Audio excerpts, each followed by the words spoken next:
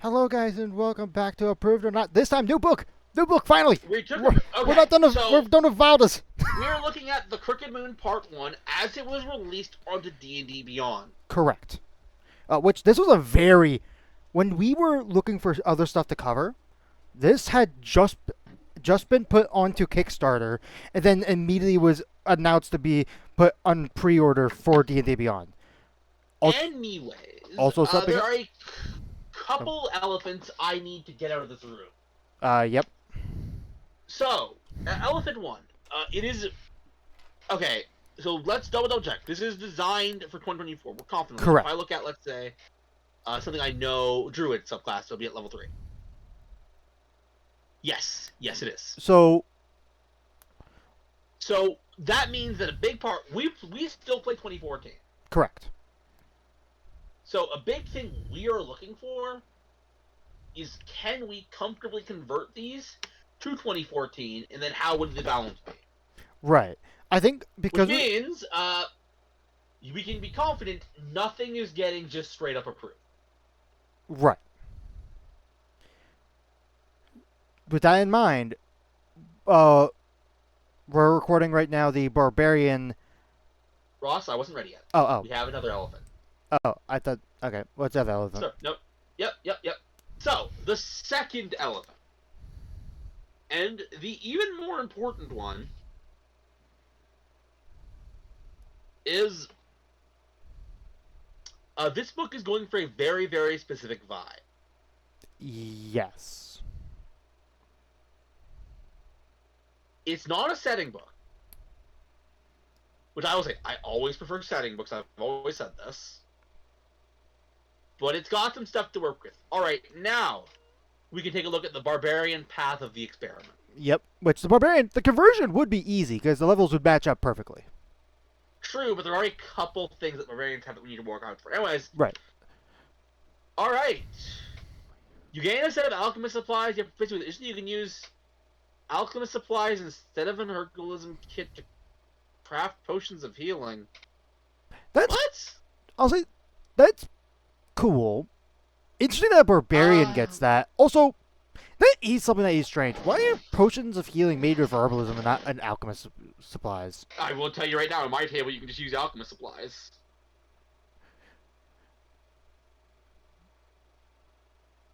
I mean, in my table, I have my own unique mechanic for it. But generally speaking, if not for that special mechanic we have for our specific game, you could use alchemist supplies. Maybe if whenever we do convert it, maybe we give it expertise. It's not worth expertise. This is a non-mechanic, unfortunately, but thankfully we have more. Right. Alright. You want an implanted series of stringent reserves the whole... When you enter a raid, you choose one of the streams to inject and gain its benefits. Which they last for the duration of the rage. The duration of the rage, which is a reminder, they expect this is designed with longer rages in mind. Right, because... Or until you choose a new serum as a bonus action, you have the following serum options. Ferocity. You ignore difficult terrain when you hit with a melee weapon or arm strike, you can activate the Cleave Mastery property in addition to a different So we could just say that the attack that you do can potentially hit a second target. Because that's what Cleave does. I believe you make it. I believe how the Cleave Mastery works is you make another attack roll on the person that's within 5 feet, and you only do the weapon die. No strength modifier or dexterity. Weapon Mastery. Alright. That's what I believe it is, but let's double check. Please have the list. This isn't the list. Oh, there you go. Cleave. Right there. These heavy weapons hit whenever you can make another melee attack. Second you can use in 5 feet or something hit. So target takes damage equal to weapon without any additional. Yeah. Yes. Yeah. So that's how it works. Ideal for a crowd. Yes. Okay. I mean, it works.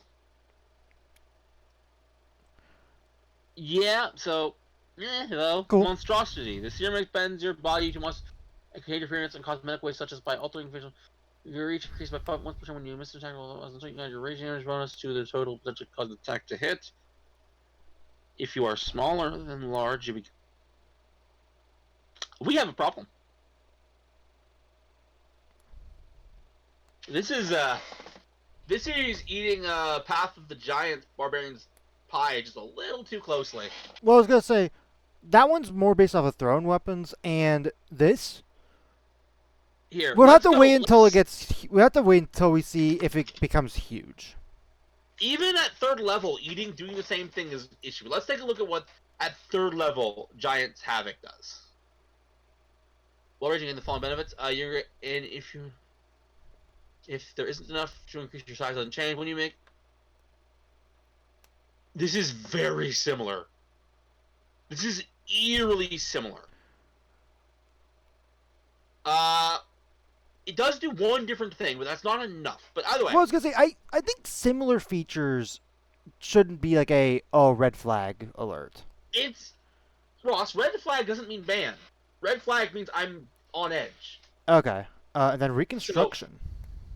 The serum builds pain and forces wounds stuff. Upon for time each of your turns, you spend it and roll a hit dice. You're gonna a number of hit dice equal number of roll plus constitution. You gain any excess beyond your hit point max on a set for hit points if you take. Acid or fire damage, you cannot use this. That doesn't function target. So we get the troll. Is it just troll healing that does the acid and fire? Not quite, but similar. So yeah, similar idea. So we get the choice, and we can use a bonus action to apply this. However, I do want to bring this up. Mm-hmm. You cannot go from one to the other and expect to gain the benefits immediately. Specifically, the reconstruction. You have to be already in this form to then start your turn to be able to gain a hit die to heal. I mean, you're not wrong. You're not wrong. Right. I want to make that's the only one that does have that particular wording. However, that is one of the ways you rebalance this. By making it to where you don't gain the benefit immediately. Like, you have to take, like, a turn cooldown, if you will. Nope, the other way around. Out of the direction. We're going the wrong direction. Oh, we make it to where we can use our hit die? Yes. Okay. Okay. If you look at this example as the Wild Magic Barbarian, which someone may have played once, you'll note that, generally speaking, if you are using your bonus action to change the effect, you should be able to gain the effect immediately. I see. Okay. Yeah. As a reminder, this is what we're talking about. This barbarian was designed with the idea that it's going to last 10 minutes. Right. Yeah, good point. That's a very good point. So, these features so far are they're neat. Fine. So level 6. Augment compounds. Through continued implementation or natural adaptation to your environment, you can now activate one of the compound options below in addition to a serum. Okay. Enter your rage or change your chosen serum. The chosen compound. Okay, wait. So whatever the compound is, you cannot change that. You can now activate one of the compounds in addition to serum. Yes, you can. You can. This changes when you change them. Well, no. I meant more in the vein of you can't change them as a bonus action like the other one. Or change your chosen. I mean. I don't know. Change your chosen serum. Wait a minute. Yeah. That's what I'm saying. Oh. Yeah, you totally legit can. Yes. So. You change both together. I see. Okay. So. Let's see what they do. Stimulate senses. You gain blind sight to 30 feet. Okay. 60 feet. Your skin emits aggression, spiking fumes, and a 30-foot animation. Well-known animation surgeries have. Then if they must see what's take. Disadvantage on attack rolls other than you. Other than you. Okay. That's always good. That's always good. Corrosive. When you attack on your turn, you can replace one of your attacks with a spray of caustic chemicals from your implant at a 15-foot.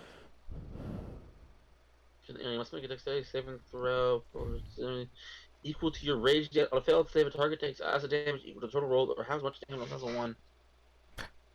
I don't like this feature. Not because it's unbalanced. To be clear, not because it's unbalanced. Right. There's no flavor here. There's no cohesion. There's no. I am a big fan of the fact that it's so versatile, and it's like you could choose any of these. Like, the customization is nice. Well, that's true. I think it's too versatile. I think this subclass is too customizable. I think here, Ross. Before we move on, let's look at the effects we have. and I'm going to ignore them what they're called. You can do cleave. You get bigger. And a little extra range. That's not important. Yeah. I'm getting to a point. And you heal. Which of those things, Ross, screams folk hero to you, or a horrifying Frankenstein? Which one of these fits with the flavor this book is trying to convey? I mean, I will tell you the answer. I would say that getting huge. I would say getting huge sort of gets there, but if you put in the extra effort. Yeah, I think.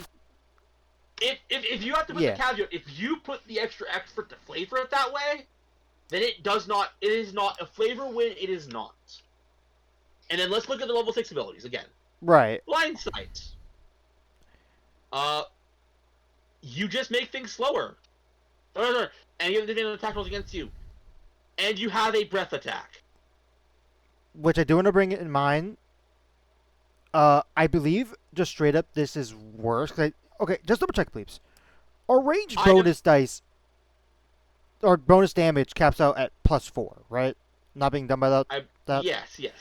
Yeah. So, that'd be just worse than the regular breath weapon. You can do this a lot more. So, it's not a bad ability. I'm just saying, that is something to make note of. The big thing here is you can place one of your attacks. Yeah, one of the attacks, which is really nice. Anyways, my issue is not the quality of it. This is fine. It'll help out. Yeah. My issue is there is no flavor here. I am not sitting looking at these features saying, "Oh, I'm gonna make such a really cool horror-inspired character." I'm looking at those thinking, "That's a cool ability to have, I guess." And this book that's not the reaction this book should be getting from me. Reactive Catalyst. Your inputs are now sensitive to your response to danger and flood your things.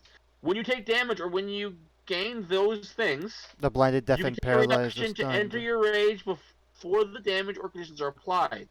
Okay. When you enter your rage, you end any of those conditions on yourself, including any triggering conditions. And while your rage is active, you have advantage on Constitution saving throws. Now, we cannot have this for any spells because, we have to be raging. True, but I'm actually curious something else. Did they change an important feature for Barbarian 2024? Because this is... For Barbarian 2014, which we're bringing to, this is really strong. What feature are you saying would be... that they would have changed in order to make it really strong?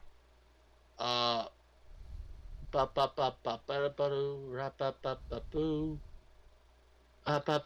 looking for Relentless Rage? Yes.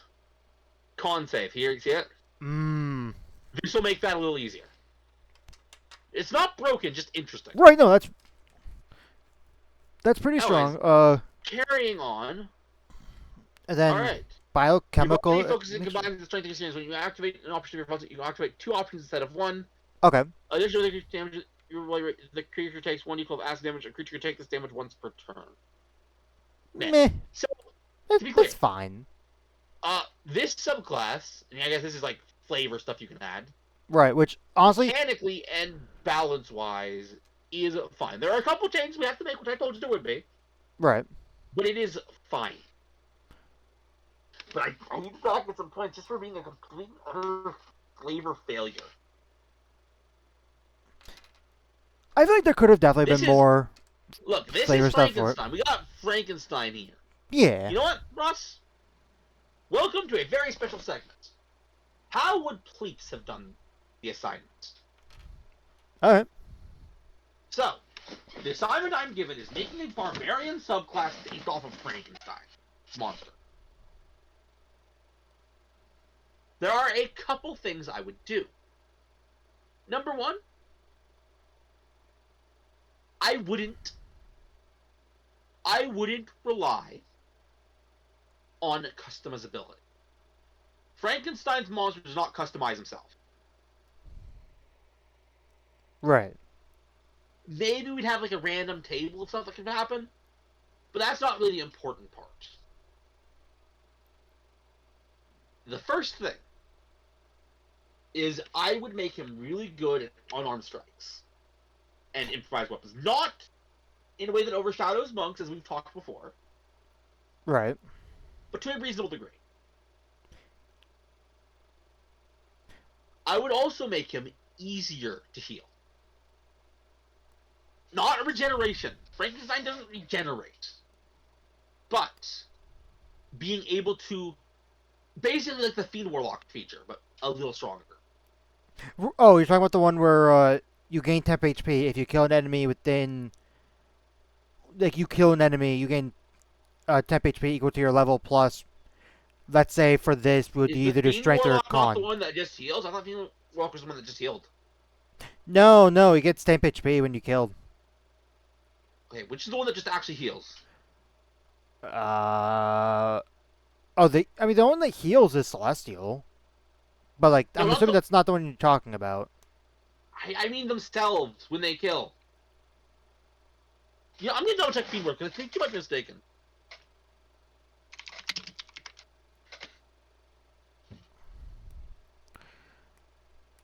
Alright. Yeah, no, it's temp HP. No, it is 10 page, you're right. Alright, all the same. Yeah, something akin to that, a little stronger. Yeah. Something I would have personally liked to see, which I understand why they didn't do it, because it would make a character sheet really complicated, is, the classic Jekyll and Hyde or Frank, like, Jekyll and Hyde. Jekyll and Hyde, you know your intelligence stats, like, let's just say intelligence, for example, it gets swapped to your strength when you raged. We've already looked at a subclass that does that. Or a Right. class that does Well, that. we looked at something that did something similar to that. But, like, We're not trying to make Jekyll and Hyde. We're trying to make Frankenstein.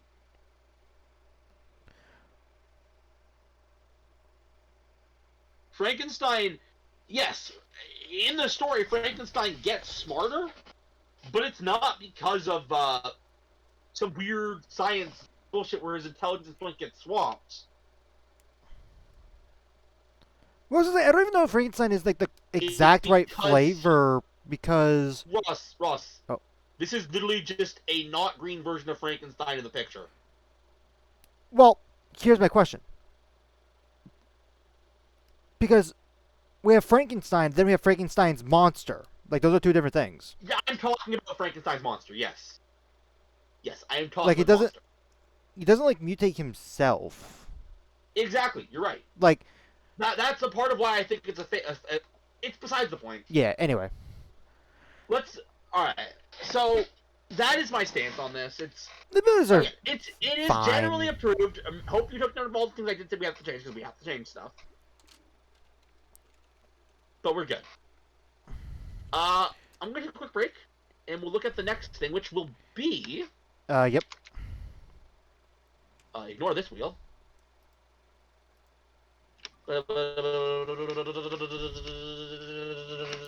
Let's see, the... Drew, which you have two for. Alright, we'll see you in a little bit. Yep. And we're back. We are back from our little break that we did, and we're covering two Druid subclasses. Alright. And the first one we have is the Circle of the Old Ways. Of the Old Way. So, So again, this is another one we're gonna have to be very, very big conversions. Can I ask Right. a question, Ross? Out of pure curiosity. what's up? Are there the exact same amount of levels Features? in Yes. there are? Okay, So the only thing that we would have to change would be actually for Druid moving the level Isn't- 3 stuff to level To 2, which that shouldn't be that bad. Alright, let's take a look. So first off, we have one spell that they want us to look at. So let's Astral take a look at Companion. Ancestral. Nope. Neither of those. Or Communion. Ancestral Communion. I said Ancestral Communion. You said Astral. Oh, did I? Oops. Yes. Alright, so Alright, it is a first level concentration spell. It's an action to do. Yep. Lasts a minute. It's divination. It's got a range of self. You invoke the Wisdom of your Ancestors to gain insight into your trials. When you cast the spell at the start of each of your turns for the duration. you What? have a No! heroic inspiration. No! What? No! Well, Pleeps, here's what we're gonna have to change the spell definitely, because Even Ross, the heroic inspiration mechanic, Ross, Has been is changed just from. no. Let me say the words, Ross. It's just the inspiration mechanic as it is in the base book. There are more ways to get it in 2024, but it is still the same thing. Well, I was gonna say we could just change it to where you have advantage on one roll for every round, but you choose when you use it. That's the same issue. That's still the same thing, and I still don't want to allow that for a first level spell. You can take a 1-level dip. Yeah, this is just straight on the druid list. You could take a 1-level dip into druids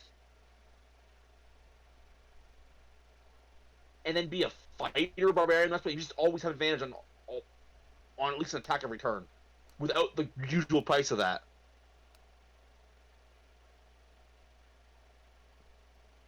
Yeah, no, this spell is hard banned. Okay, I guess we'll have to replace that spell. So let me go find that in the spells. I mean, I will say this, Ross. If you have an argument as to why I shouldn't hard ban it, I would like to hear it. Let's see. It's AN. My bad. Well, first off, I was gonna say, especially with our newer table rules, we're not gonna have it be the heroic inspiration because that would mean that would have to technically make it to where. Yes. Yeah, which Yes. no, which for the record, Yes. Yeah. Again, I am not judging. I cannot judge the spell in our table rules because that's just bad judgmentship. right, no, and that's for those that don't know. Oh, we've upgraded it to work like the D&D one. Slightly different. Slightly different. Right. I'm basically using the hero coin system, a modified version of the hero coin system other people use. Right. Anyways, but that is besides the point. Removing all of that, just giving you inspiration as it straight up is in the book, which is what I'd be doing, is still insane. Right. I think there's a fighter in the 2024 rules that literally gives you one at the start of each of your turn, but that's a later game level. I think. Even beyond that, no. Like that. This is here. Keep in mind that our equivalent is. Our comparison is Foresight, which is stronger, but Foresight is a. Well, so Foresight lasts an hour, I believe. No, I and know it Foresight is stronger, but it is a 9th level spell. What's the occultist? I don't actually know, but it's been on the Roll20 lists a bunch lately. We may have to look into that. Anyway, not the purpose of this right now. No. Yes. I'm sure there's a rework we could do, but we will.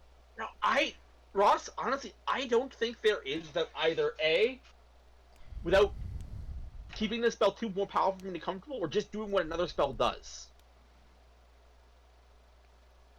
So basically, we're banning this because True Strike exists. I'm saying that as a joke for the record, but we're banning this because Bless and Guidance exists.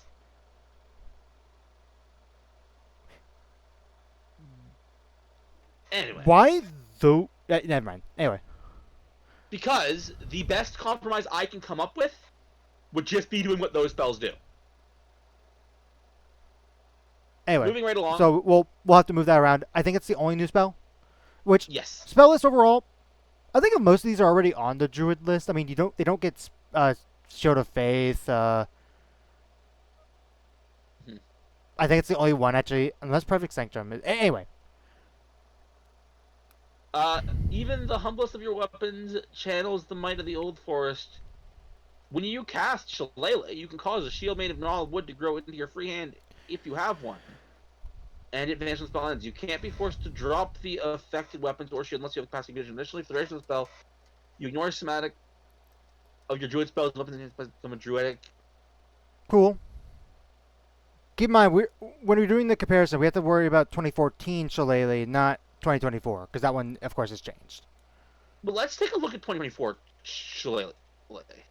It's slightly different. The notable thing, by the way, is as far as I know. Huh, I guess not. Yeah. Okay, so yeah. Clever course after holding this immune power acceleration, you can use your spellcasting abilities to blah blah. The open damage, its attack deals, it can be force damage or the force damage. You know what? Here's the thing, Ross. The only reason this has changed is because the concept of magical blasting piercing isn't a thing. Well, I was gonna say the other difference is they actually made it to where this cantrip scales in damage. That is actually really nice. It is really nice. So like I don't know if we allow 2024 Shillelagh. We don't at the moment, but I could be convinced. Okay. But I'm gonna looking at this, we're gonna consider the 2014. So just whatever, either a club or quarterstaff, we're gonna consider a D8. Well, yeah, but we're not judging Shillelagh here. We're judging his abilities. So right. No, so I don't even know why we're so. Right. No, because it seems like this subclass is very Shillelagh focused. That's why I'm saying like. So we're working with D8, which isn't a bad damage. All right. Anyways, but that is besides the point. You get a shield, which will automatically add 2 to your AC. That's nice. Do druids get proficiency in shields? My druid uses a shield. Do they get proficiency by default? I think that everyone just gets proficiency in shields. I know wizards and sorcerers don't get proficiency in shields. At least as a base. Alright, proficiencies. Yeah, shields right there, shields. From druid. Ah, okay. Did not know that. Anyways, Alright, so as first a bonus action or as a part of casting Shillelagh, you can expend a wild shape Okay. to do a thing. So we have our main wild shape feature. Well, you aren't wearing armor. Your base armor class is 10 plus your dexterity and wisdom modifiers. Hey, so we could have a pretty decent AC as a druid. True. Oh, that is actually really large, especially if you already. That's a if you really a bit into. Yeah. So if you have a really good wisdom, have a decent dex, and you're getting a shield, you could get pretty decent AC. When you hit a creature with an attack roll using weapons enhanced by Shillelagh, the target is coded in Elderwood sap until the target's turn. While coded targets have attack rolls against targets other than you. Okay. An advantage on strength and constitution. Saving Last 10 minutes. This is kind of similar to what the Spores Druid gets. The 2014 Spores Druid gets. Yeah, the only I don't know. I pulled that example from my ass note because there's that one. the only real difference is the fact that unlike other wild shape options, which you can still access a little bit of, you're not getting an extra bumper of HP with this. You're correct, but not directly, because technically AC, I don't know how to do the math because it's way more complicated than. I think honestly, I think the AC buff, if that's the one you pick, is a decent enough bonus. That's a really good bonus. Oh, it's gaining the fall advantage you're not choosing. Okay. Right. You get all. So you get all of these. All right. Yeah. This is actually really good. Yeah. All right. Oak and Thorn. Level 6. Arrives you and punishes your foes. When you activate your Wood Woes, you gain the following additional benefits. You can attack twice instead of once of your action, which, funny enough, I think it was last week we were talking about how why isn't there a druid of extra attack? I find that actually very funny. And once in each of your turns, when you hit a creature with a melee attack roll, the target takes an extra 1d6 piercing damage. Neat. Hmm. So far, these are cool. Not sure how I feel about them being all attached to our wild shape, though. Not quite sure how I feel about that. Let's keep going because we got a couple more things to look at. Yeah. When you activate Wood Woes, they do more stuff. Once per turn, when you hit a creature with a melee attack, you can force the target to not save anything against your spell save DC or have the firm condition. Okay. When a creature within 5 feet of you hits you with a melee attack, the attacker takes 1d8 piercing damage. A creature takes this damage once only per once turn. per turn. Okay. When you activate Wood Woes and starve each of your summons, you gain a number of temporary hit points equal to your Wisdom modifier plus your Proficiency bonus. Okay. You had to say words. But it's not as good. It's not nearly as good as what the Spores Druid's got at this point. Right, no. Spores Druid, just double check. Spores Druid is 4 times your level, It is right? 4 times your Druid level, yes. So, at that point, you're just using a single 40. action, you get 40. Yep. So, like, No, in order for this to catch... ancient. Yeah. Ancient Protector. When you do the this is I had to say your it. size grows. Large. This is the same thing. You gain resistance to bludgeoning, piercing damage. You know how I feel. And when a creature that is killed... is within your reach, make an attack roll. You can take a reaction, make a melee attack against that creature. So we get a part of a Sentinel feat. I mean, there is a lot you have to do to make this happen. Right. So, I have 3 notes. I'll start with the good, and the outright inoffensive. Okay. So, the good. Oh, these abilities are really solid. Oh, yeah, no. Like, they are the bad, as you pointed out, Ross. They all are attached to our wild shape. Question. If I look at the 2024 Druid... Which, keep in mind, you know what? I will say, if we make it to 2014, we actually do buff at a pinch. A pinch, not by a lot. Because, even though you get more wild shapes there, they changed how wild shapes recover. Instead of getting all of them back with a short rest, you only get 1 per short rest. Oh, that is so much worse then.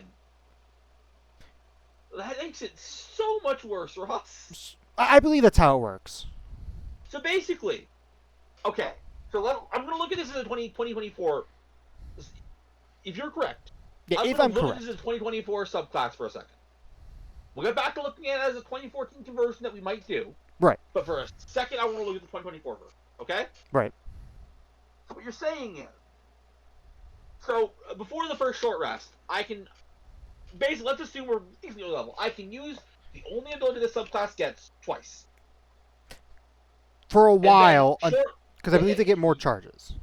I'm getting to a point. Okay. Okay. And then I take a short rest, and then once for the rest of the day. Like once for the rest of the short rest. It's like, which means that is horrible. That is. We are really limited.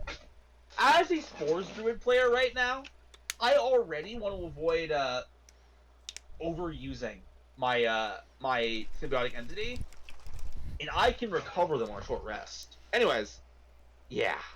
So now time for the indefensible. Just like last time, this is an utter flavor fail. That one I think even more so than last time. I'm actually not sure about that. Remember, this is supposed to be folk horror. Oh, you're talking about that part. I also don't really know, I guess, yeah. Like, you read the flavor, it's like, okay, I get what you're going for. Read any of the abilities, none of these are about any of that. Specifically Honestly, on the folk horror aspect, yeah, I can agree. I can see, like, the flavor of you being more of a tree druid, if that makes sense. In the vein of... Right. This isn't called Circle of the Tree, is it? Circle of the Old Ways. Yeah, that's not a tree. That's not Tree Druid. I'm gonna be honest. Spores Druid, sorry for bringing up Spores Druid, has more features that work with this. Like, it genuinely does. This doesn't vibe. Which is... I hope this isn't the trend. Give me a subclass that actually makes me go, yeah, it's creepy, but fun. Yeah. Alright. Is it a They third have another comment? chance. That was the third one. Wait. What was your... One was it's solid. I Oh, like okay. what these abilities do. 2 was I hate the dependency on one resource. Yeah. 3 was Okay. flavor fail. Okay. So overall, I think it's a fun sub. Right? Again, Yeah. it is a solid subclass that you're not gonna get to use too much unless your DM is super generous with short rest. Yeah. Which Which I don't vibe with. I I You agree. need to have something I can do no matter what. I agree. It's like, sure, it's cool to have this, which, I mean, all druids are going to have that feature that is attached to their wild shape. That's just a thing they get. But they shouldn't have Like all... Barbarian, yeah. they shouldn't have all their abilities centralized on that effect, because if you don't have it, then you're just standing there. Well, here, let me just say it this way: I shouldn't look at no subclass and say, okay, after the first combat, you are no longer a blah blah blah blah blah. You're just a blah. Right.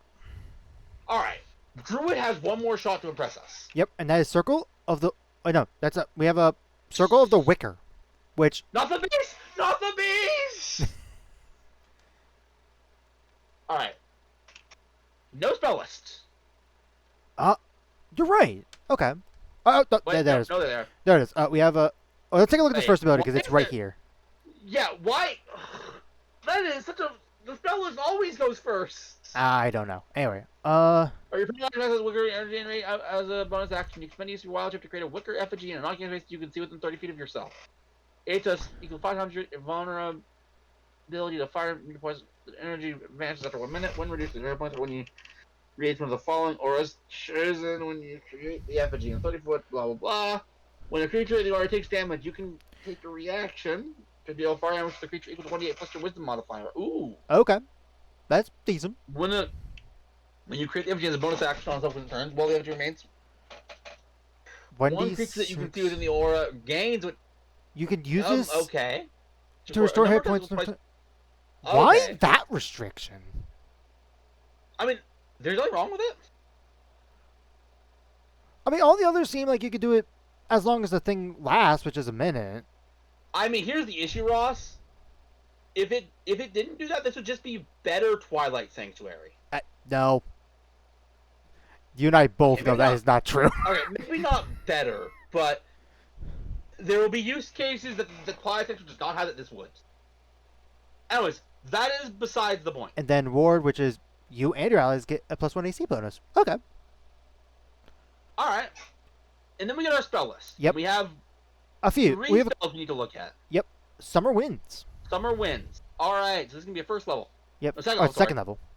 Casting time of bloopity doopity doop. Range dooper. is 15 feet. It's a 15-foot It- cone. Yeah, range is. There's no range. Yeah, it's just a big cone. Or It's range of self. Self, then a cone out from you. All right, you unleash a blast of lightning wind in a 15-foot cone. Your allies in the cone regain 2d6 hit points. Undead that are hostile to you must make a Constitution save, and they are taking 2d6 radiant damage on a failed save, or have as much damage on a successful one. Okay. This is a So- second level spell. I see. Okay. So I'm just gonna Hmm. view this as mainly a healing spell. I mean, it is. That is what it is. Right. But we come to a question. What's the question? It all boils down to the 2024 version of Mass Cure Wounds. The healing increases 1d8 for each spell slot. 5d8. So, alright. So by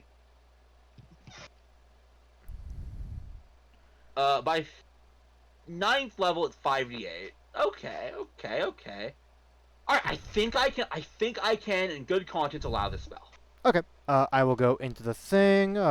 It's Summer Winds, right? Yes. Summer Winds. Alright, our next spell that we have to look at is Sanctum of the Shepherd.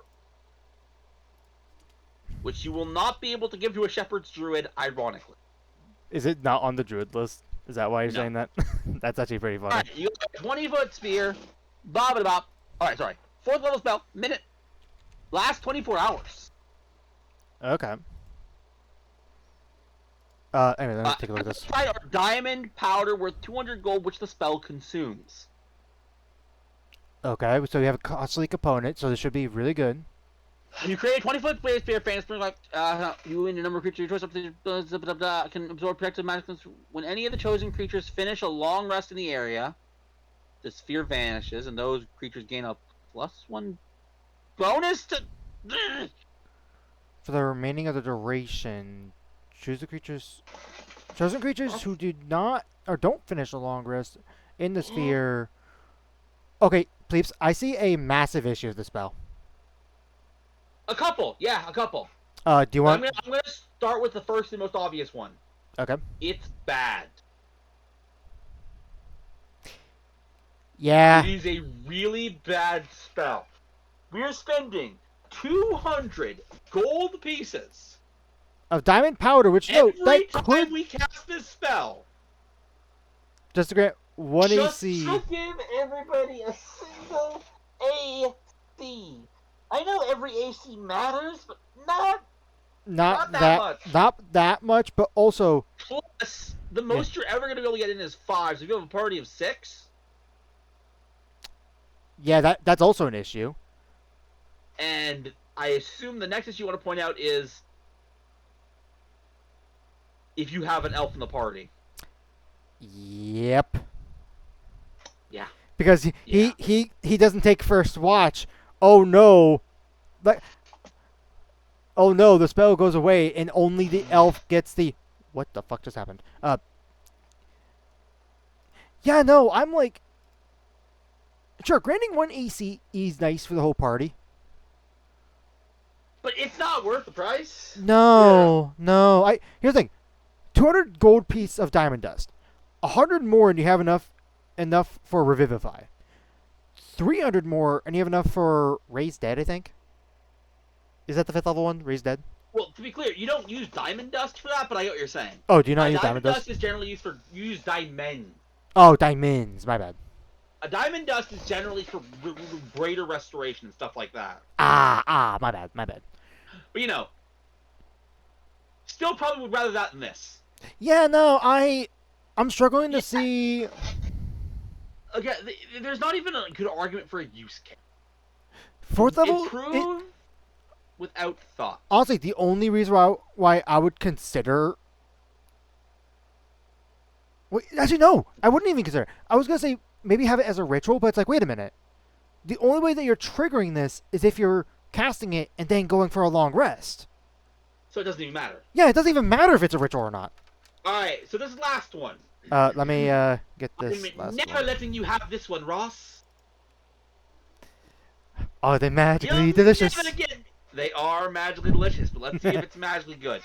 So this is a 5th level spell. It's got a cast in time of an action. A 4-leaf clover and a shard of rock material, blah.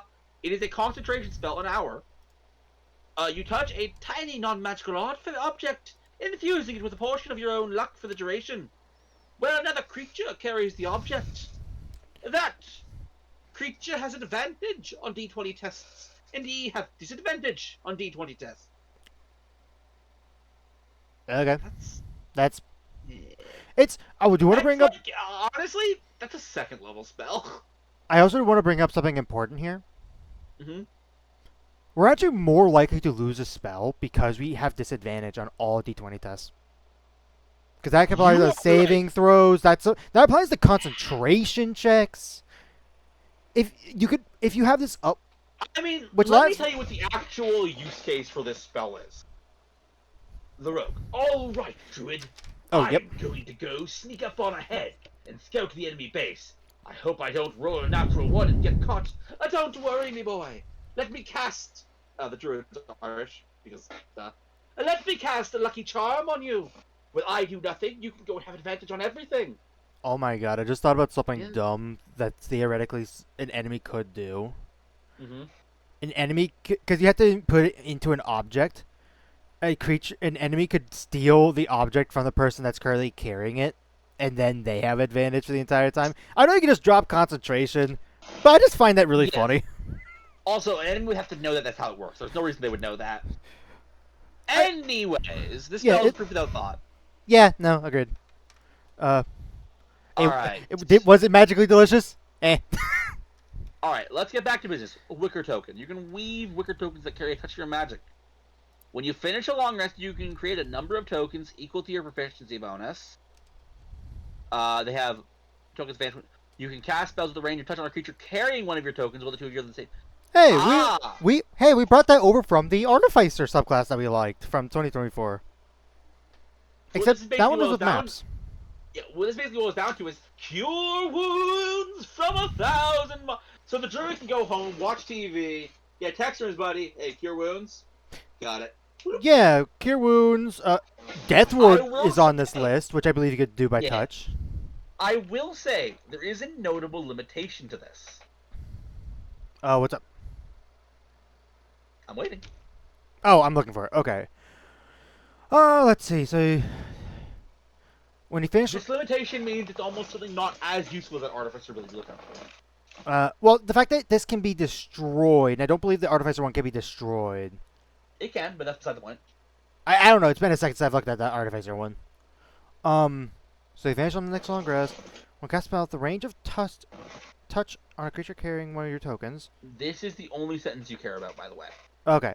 You can cast spells while the two of you are on the same plane of existence. So banishment. That's not one. But Okay, ignore that sentence. nope. Okay. This is the only sentence you care about. Cast spells with the range of touch. You guys are right. I'm struggling to think of what other than Cure Wounds. I'm struggling to think of what other spells. Or the big range thing of here is that- touch. yeah. The big thing here is, I mean, I guess reverse pickpocketing them onto someone else, but generally speaking, is that you're not casting from the location. Right. Oh. Anyways, visibility. Ooh. Okay, here's a spell for you. Mhm. I wasn't looking for spells. Oh, I was oh. just pointing out that you can't cast all spells that you might want to cast. Oh, right now. But here's a good. Even in the current form, it's plenty useful. You don't need to get it to me. Here's a good one though. Mhm. Guidance. Guidance is touch, right? Isn't it touch? It Or is it 5 feet? is.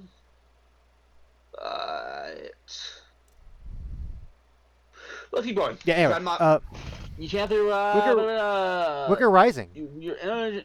Getting more buffs to The this. energy you channel through your Wicker fetchy. The fire damage. Okay. This is just a straight up buff. So 2d6 plus wisdom for the sacrifice. It's a 1d D8 now. 1d8. However, we also can sacrifice the health of this. Which what was the health attached?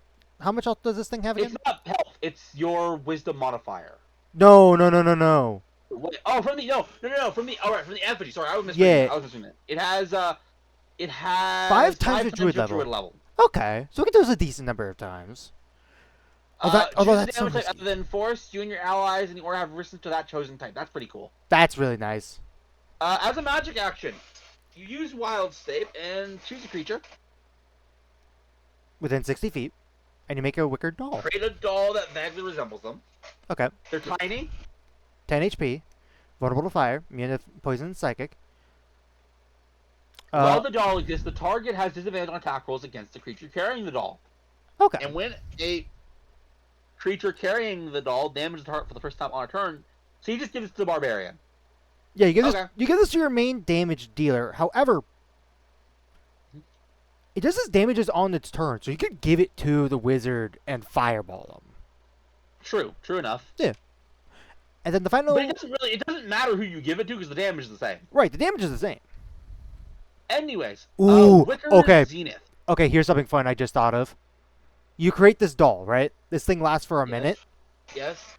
Okay, I make this doll, and I just set it on the ground. Someone could pick that up, and because it's once per turn, not once per round. So if your team is coordinated and have a lot of free hands, Here is the. Yeah, no, you could only do that. No, you're right. Yeah. Right. how effective that is Wicker, debatable. But meh. Wicker Zenith. The fire damage extra, is up. we also can remove Charm and Frighten as long as they're just in the area. Starting the turn. And you guys have advantage on tenders made with a chosen ability.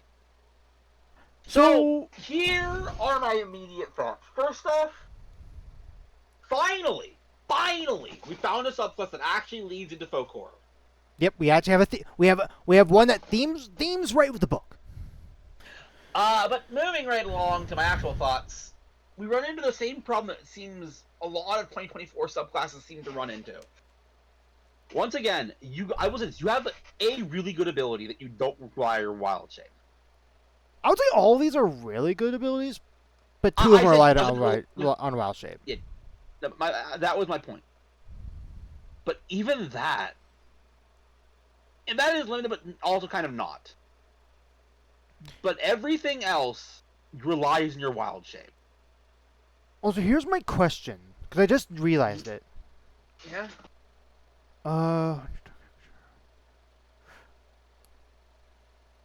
Okay, never mind. I was gonna say, I'm looking at the 6th level version of Soothe, Yeah. and I was wondering, like, wait, how do you trigger...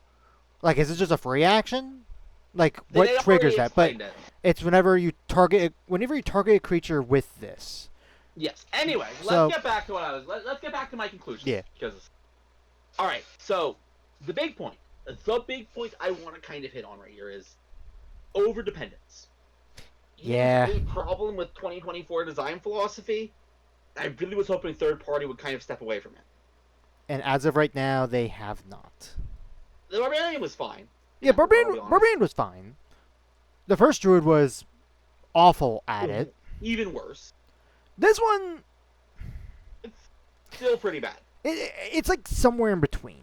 Like, It has one ability that we can use forever, and even that ability has a notable limitation. Since if the people carrying it end up in an area of effects, it's gone. yeah, no, I mean, yeah, I was gonna say, So- at high levels, even if you, let's say you chose the ward, which you'd be able to get resistance to this thing, I think. Mm-hmm. I'm actually not even sure about that. Well, you It's don't only- choose the ward; you just get the award. Well, no, you choose which one which one you want. Yeah. But they only have 1 HP. They have 10, but that you're still right in the vein of they practically have very little HP. That's the token. Wrong thing. The token's what I'm talking about. Oh, I thought you were talking about the doll. No, the dolls depend on your wild. Oh. Well, it's not. No, yes, it is. Yeah, this is the one ability that's not dependent on your wild shape. Everything else depends on it. You're right. Anyway, not bad. Don't say approve without thoughts. Here's But I'll be honest, this book needs to really, as our first look at a really 2024 third-party book, and heck, our first look at a 2024 book altogether, it really needs to up its chuff. here's my question though. Like as a final thing for this subclass. Yes. Since we make him on a long rest, is there anything like is there a way that we could have it be on us like in our bag, and have it be like completely like fully covered? Will that prevent it from taking I mean- damage, or because it has natural hit point thing? By having hit points, if they are in a range where they can affect you, they are in a range where they can take damage. Okay. There's no question. Okay. But let's move on. So next time we cover something, after a small break. I was like, Druid is not. I think they're both fine, but they do rely on the stuff a lot. We get Fighter. Let's see what Fighter can do for us. Yep. Now we're gonna need to take a short rest because our fighter We're just out of wild did an action shapes. surge. Oh. Both. We're back. Okay, now let's take a look at this fighter. Yep. The Barrow Guard. Which, first off, art pretty intimidating. All right, let's take a look. I will say the flavor is nice. So we get We have a Barrow Guard Draugr dice. which I am looking at this and I see a comparison here. Because Master. this actually scales in the amount and in the die size exactly the same as the Psy Warrior. Interesting. Well, why don't we see what they actually do, Yeah, and then we'll decide. Right? No, that's just something I noticed. So So we get one when we expend one dice when you. That is when you so finish a short rest, and then all of them on a long rest. For this type of feature, that is so stupid. Well, let's see what we could use these on. Safety C is 8 plus your con. We're gonna have a decent con probably. Efficiency. As a bonus action, you. Oh. I guess. Okay. As a bonus action, you manifest. Oh, yeah, I guess these are the dice powers. Yes. You manifest a ghost steed that only you can mount. The steed uses the war step up, but its creature is undead. It has resistance to bludgeoning, poison, and can only take the dash. When the steed takes the dash action, you can expend and roll a Draugr die. Oh wow, they expect you to use Jogger dice a lot for this one. Well, it's all, That's using by the number equal to 5 times the number rolled. This advances after 1 hour. so this It's is reduced to 0 hit points if you have. Let me finish. If you have pass condition or if you die. Once you take this bonus action, you can't do so take a short or long rest unless you expend the Jogger die. No action required to restore use of it. So So we're we could already summon- analyzing. Finish your sentence. we could summon a warhorse. Which how far can a warhorse move? Normally. All right. So this is going to be as a mount. So its speed is 60 feet, and you could use its movement, its action to dash. So we already get a good, really high movement speed. So we're not gonna You are correct. You're correct. necessarily need the dash action all the time, though it can be You're handy right, if no. needed. I am more looking on the availability.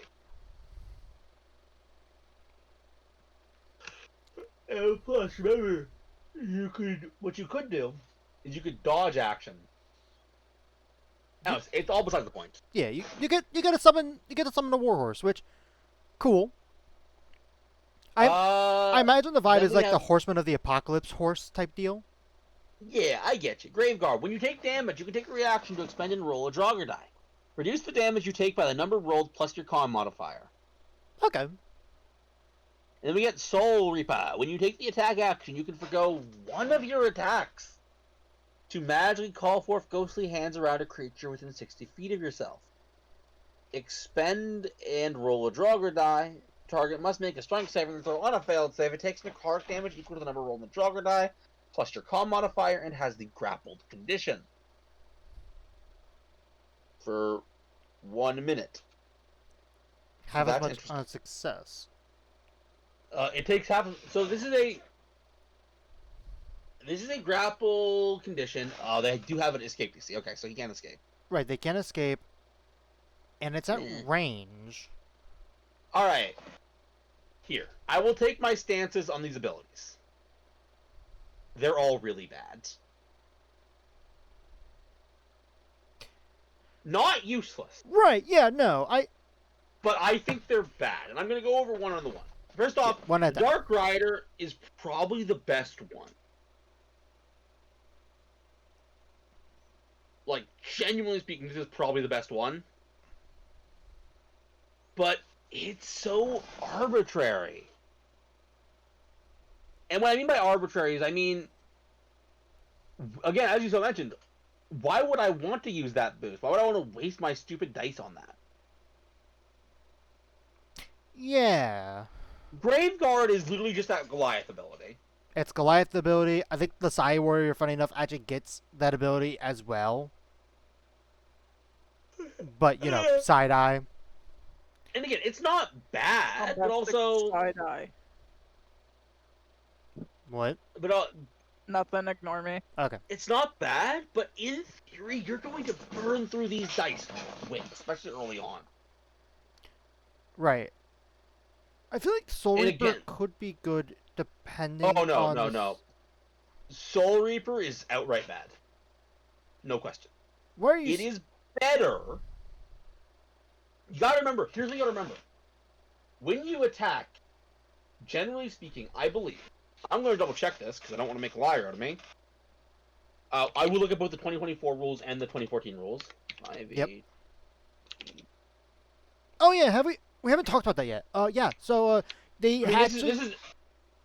Oh yeah, they have made everything's been pushed exactly as it is as the 2014 version, meaning we don't have to do a lot of things, but Yeah. our rules check still applies, so nothing actually changes on our end. Right. Yeah. No.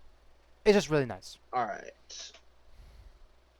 The grapple action performed in place of. All right, in 2014, the grapple action can be performed in place of one of the attacks on your turn. Right. Being perfectly honest, 9 times out of 10, unless you're like a dex-based fighter, I guess. 9 times out of 10, you are going to have better luck grappling than what your DC for the Soul Reaper is going to be. And that's in 2014. Yeah. But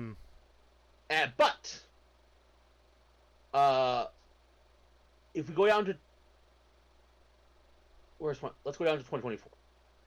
You make an unarmed strike against your. Oh my god, the 2024 one is so better. You make an unarmed strike against an opponent's AC. On a hit, you deal 1+ strength mod damage.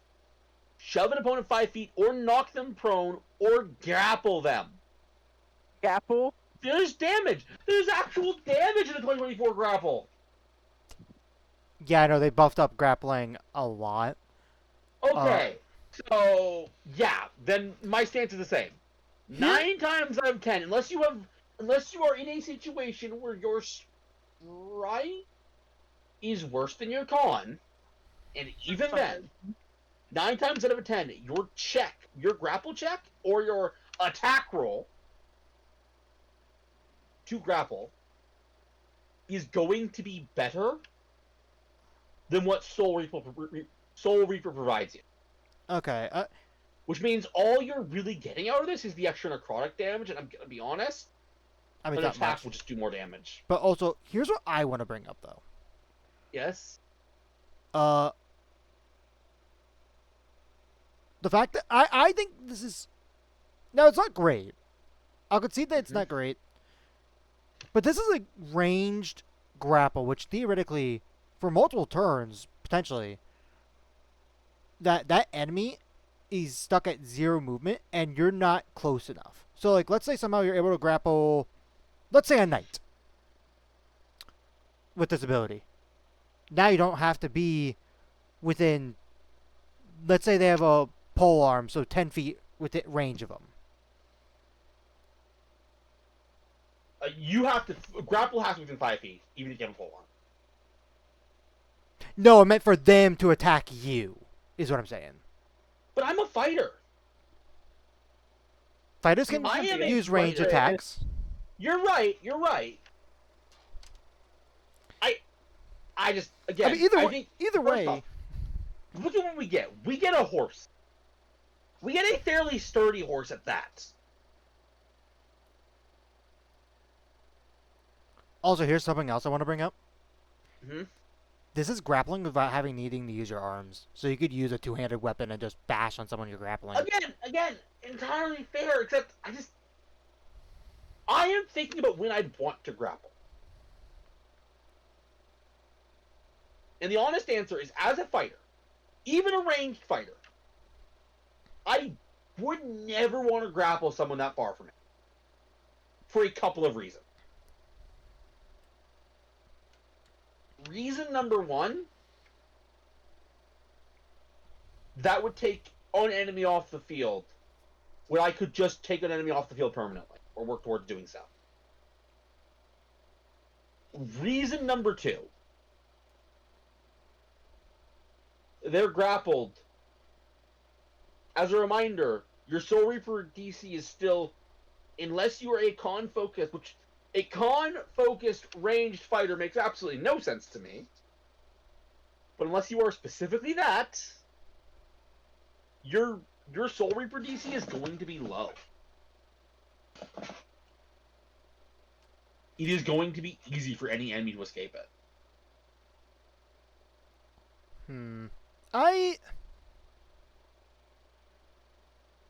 Well, I don't want to say it's going to be outright low, but it's also my mindset as a player of, okay, my con should at least be above a 12.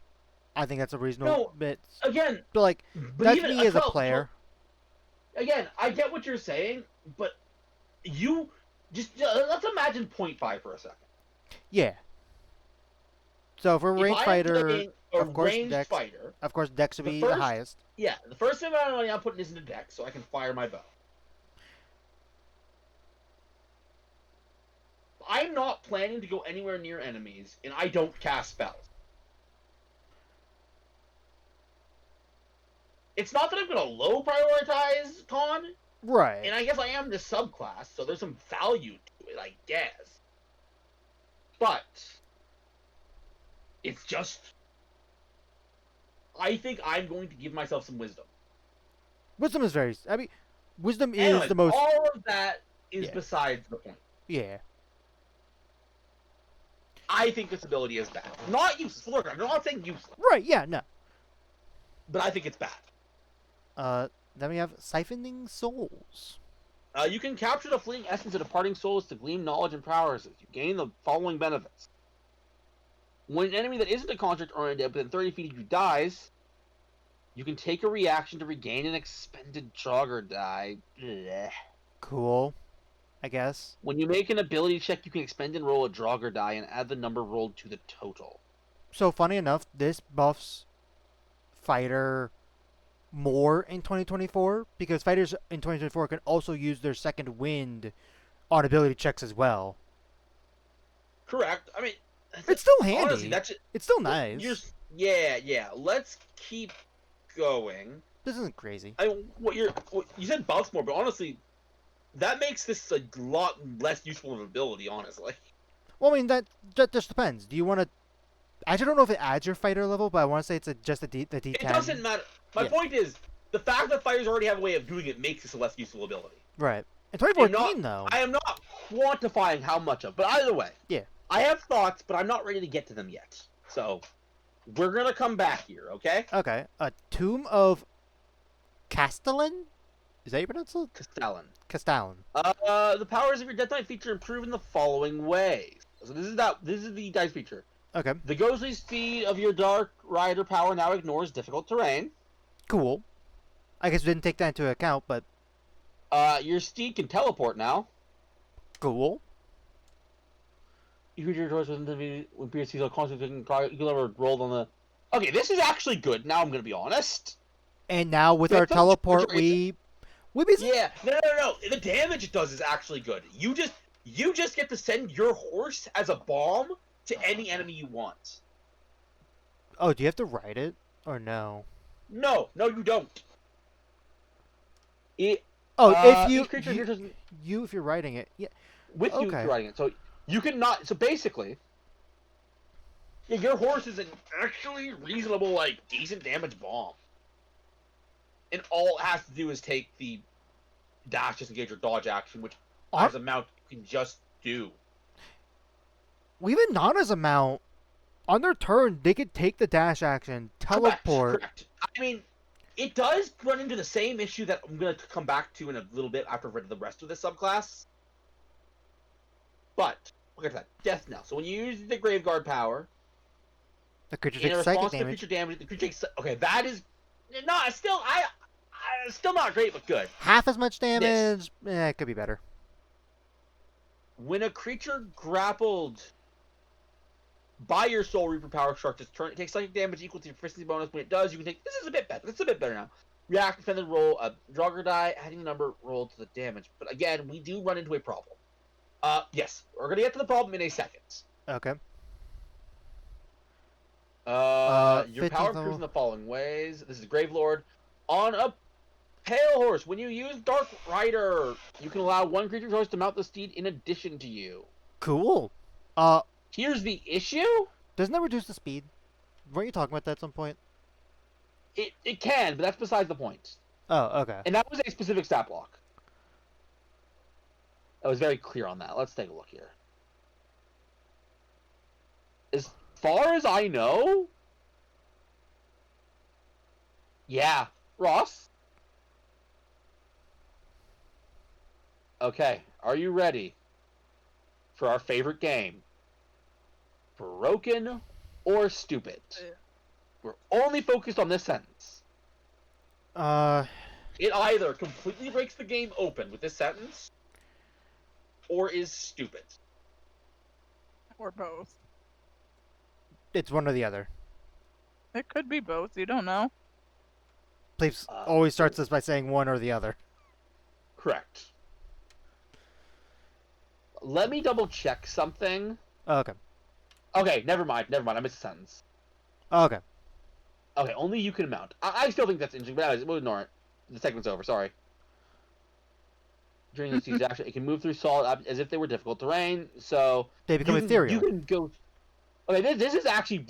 I'll be honest, the horse keeps getting actually legit good. Yeah, the only complaint I have about the horse is the fact that other than it getting resistance to bludgeoning, piercing, and slashing, which is We nice, still have our problem. which we will get to in a bit. Okay. Then Spectral when you Shield. use Graveguard, choose the triggering damage type. You get resistance to it until basically absorb elements. Not bad. Absorb elements to all damage types. And That's Death nice. Grip. Soul Reaper is finally good. And they now restrain. It's good. Took 15 levels, but it's good.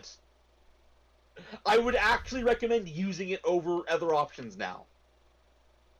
And then we have Might Like, of... Oh. I wasn't ready. Oh. As a 15th level fighter, you have 3 extra attacks. Use Yep. one to restrain them, and then you have advantage of both of your attacks. Not including Thi- action and thi- surge. And this is a range... This is a range one that theoretically has no I'm gonna be honest, practical this is good- resource. Yeah, either way, good point. I mean, it does have a resource, I said and we'll the, get to that. the reason why I say practical is the fact that as long as you're not fighting undead or constructs, you can get a recharge of it back on with a reaction. We'll get back to that. Okay.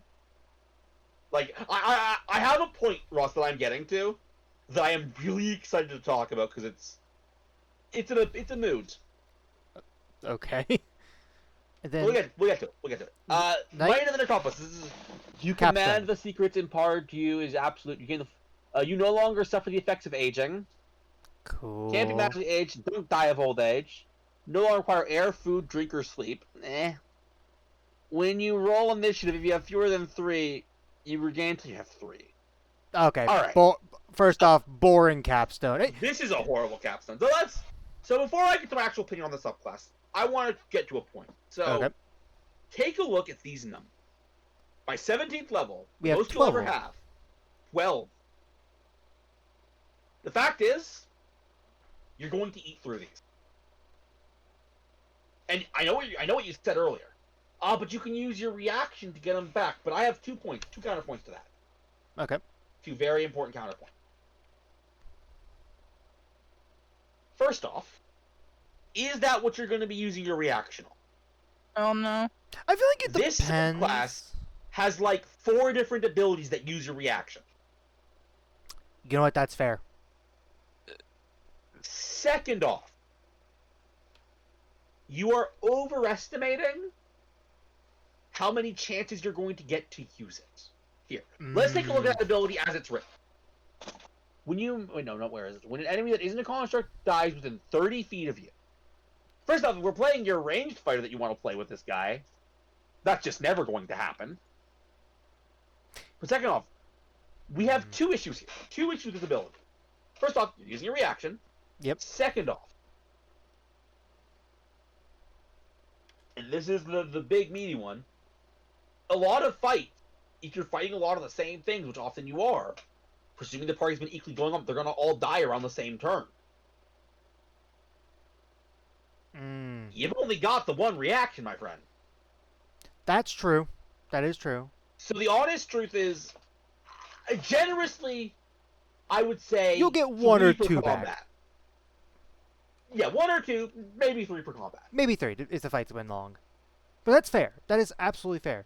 And that is my issue with this subclass. First off, overuse of reaction, meaning... Well, just overuse of reaction, it's always going to be something to call on. Right. It's gonna. An action economy. Yeah. Second off, the resource drain is bad. Let's take a look. So a monk has key points equal to, or whatever they're called in 2024, equal to their level. Yeah. Yes, that's correct. That is not this guy. No. I mean, By 9th level, he is like outclassed 12. 12. You have 12 by 17th level. yeah. And how many abilities do you... How many... Here, Ross. Alright. We're going to do a scenario. You ready? Okay. It is a typical round of combat. Alright, Burrow Man, you're up. All right. So I want you to show me how many times you might want to use your dice in a 1 round of combat. How many times I would want to use it? So, Yes. I would like to use my. I think it wasn't it a bonus action for the dark. It was a bonus action. Correct. Yep. Thankfully, this does not, unless you've already summoned him and he died before your last short rest. This will not cost dice. Right. So I summon him. Woohoo. Yep. I mount him, which I will say something. Mounting is just half your movement. That's fine. Not an issue. Right. I go on him and I use him to charge closer to the enemy. I also gonna in this scenario I'm gonna bring up something that I feel like is interesting. So I get up to the enemy, I get off my mount, and I punch him. I have the unarmed fighting style. Mm-hmm. Okay. What level are we saying? Are we just saying like level 5 or something? It doesn't matter. Right. It does not matter. It does not I am matter. just looking for how many of these you're draining in a round. So I punch him, and then I'm gonna use my other attack action to attempt to grapple him with the extra Soul Reaper ability. All right. Let's say, hey, he failed. He is grappled. And So you punched him, then you Soul Reaper to grapple him? yeah, because you don't get for grappling a creature at lower levels, it doesn't do much for you because you don't get advantage unless you have the grappler feat. Oh, okay. It doesn't matter. Okay, gotcha. Yeah, no. At this point, it doesn't matter. All right, keep going. Probably if you have a pickup. All right.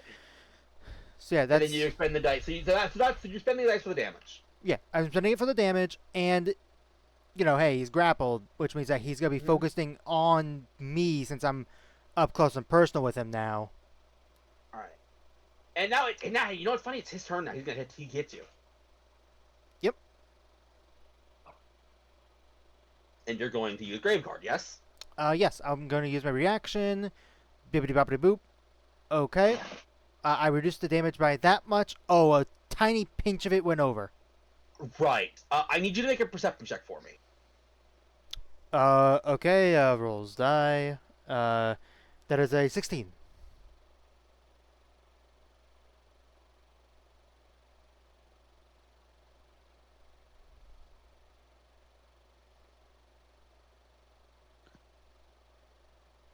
Oh no, I know I can do it. Ross, this is supposed to be an example. Well, okay. Yeah, I roll the. For this example, I need you to actually use it. I roll the die. Yeah, it doesn't matter. Yeah. My point is, in one round, you used 3 of them. And you didn't even use the horse's ability or anything else. So, that means that provided that happens, you've got 4 turns. 4 turns with your abilities. If that. Yeah, this could run out fairly quickly. Yeah. And that was the max. So, now I have a simple fix, because I actually really like the subclass otherwise. Yeah, no, all the abilities are fun. Ridiculously simple fix. Get these back on a short rest. Agreed. Yeah, I think the reason why. 1 on a short rest. That's stupid. Yeah, I think the reason why they did it that way is because, again, the little comparison to the Psy Warrior, they actually have an ability where it calls out like, yeah, you could choose to get back 1 on a short rest, but normally they're just a long rest of it recharge.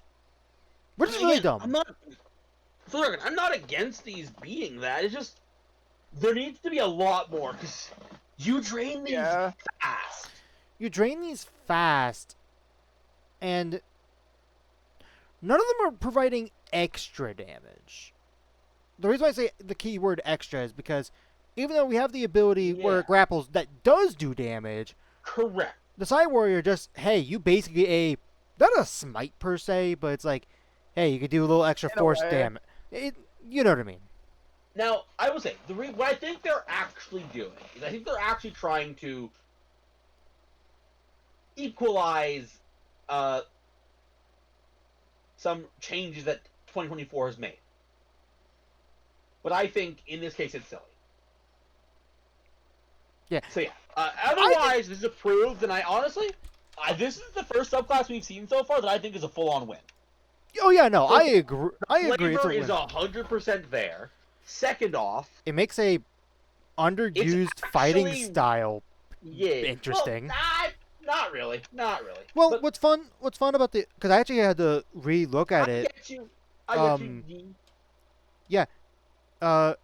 The But- ranged grapple would trigger the extra damage that the grappling fighting style, or unarmed fighting style grants, which is interesting. But all the same, that is Yep. it for this. I actually like. I actually Yeah, you're fighter really like it. fighter approved. All right. And let's say After this break, we're going to look at the Ranger. Ranger. Okay. Sleeps, why are cleric and bard in all caps? because I was writing it very quickly. I'll be honest, I wasn't gonna point that out at all. Anyway, yeah, Alright, we'll be back guys. from our break.